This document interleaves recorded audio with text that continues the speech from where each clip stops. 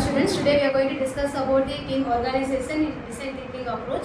So let us understand the importance of the team organization for the development and the deployment of the project. Hi, I am Sri Subisha. Today I am going to discuss about the empathies. In this empathy stage, we understand the problem faced by the development team, unlike unclear requirements, poor communications, improper task assignment can cause the confusion, delays or duplicate works. We gather the feedback, observe the workflow and identify the collaboration issues. For example, developer may not know the deadline or may work on the same task as others. This stage helps to identify the real problem in a team organization. So I am Shanmugapriya. I am here to explain about the define stage. So in this stage, we take the problems identified from the team and convert them into one clear problem statement.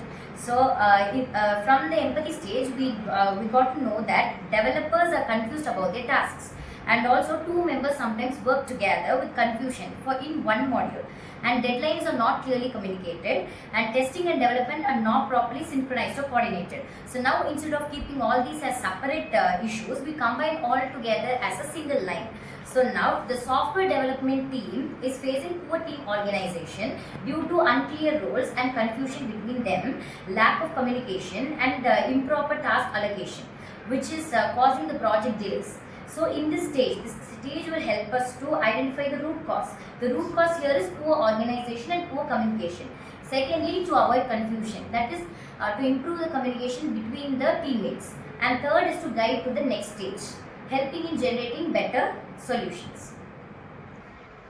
So as Saranga empathized and also we saw the problem statement which is told by Shanmugapriya. Next we can understand what are the solutions are there for solving that problem. I am Shivashankari. I am going to explain about the idea.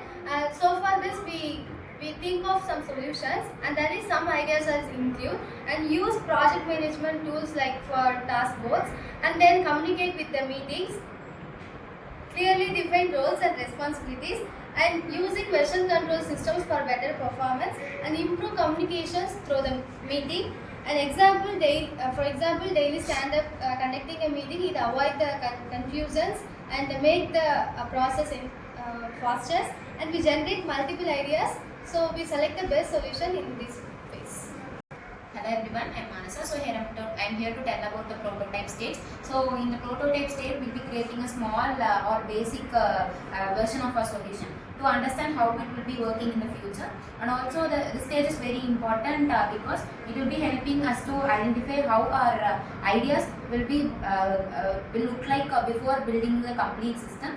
So instead of directly building the full project, we'll be having a basic trial model. So this model will not be that perfect. So it will be having some limited features, and also it will have it will show only the main concept clearly. So what we'll be doing in this stage mainly is we'll be designing a simple system that will represent our solution. For example, if you are building a team management system, that the prototype may include task management dashboard. So the task management dashboard will be having things like adding a task, assigning to the team members, and also having the stages like to do, completed or in progress. So this will be helping us understand how the task will be tracked. So the next is defined roles. So in defined roles, we will be clearly assigning the roles to each team members, such as team leader, developer and tester. The role of team leader is to manage the team and also assigning the task. So the role of developer is to work on coding and also the development phase. The tester will check for bugs and also errors. So this will help us see how responsibilities are divided in the system. The next one is communication plan. So we also will be creating a simple way for team members to communicate, such as daily meetings or regular progress updates or reporting issues or bugs. So this will be ensuring smooth coordination between the team members.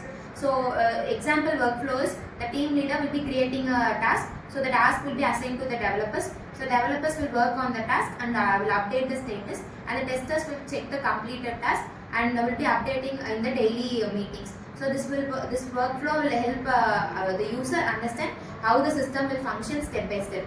So why prototype is important? Because it will help identify the problem early and also allows testing of ideas quickly, and it will save time and cost before the final development, and it will make us improve the system. It is easier to make improve the system, and so the prototype is not a final project, but it is a simple and experimental version to fix and test the ideas, get feedbacks from the user, and also to make improvements.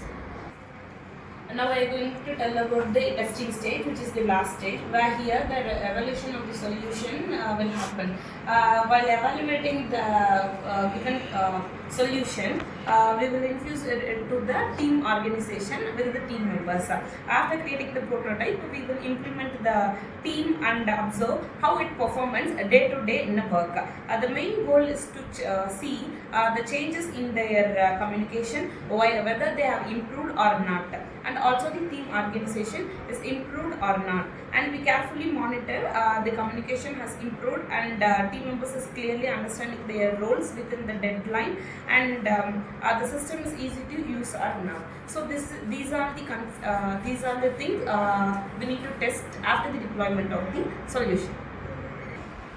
So, as so far from our discussion, we find that team organization plays an important role in the development of the projects. Hope we got all the information. Thank you. Thank you.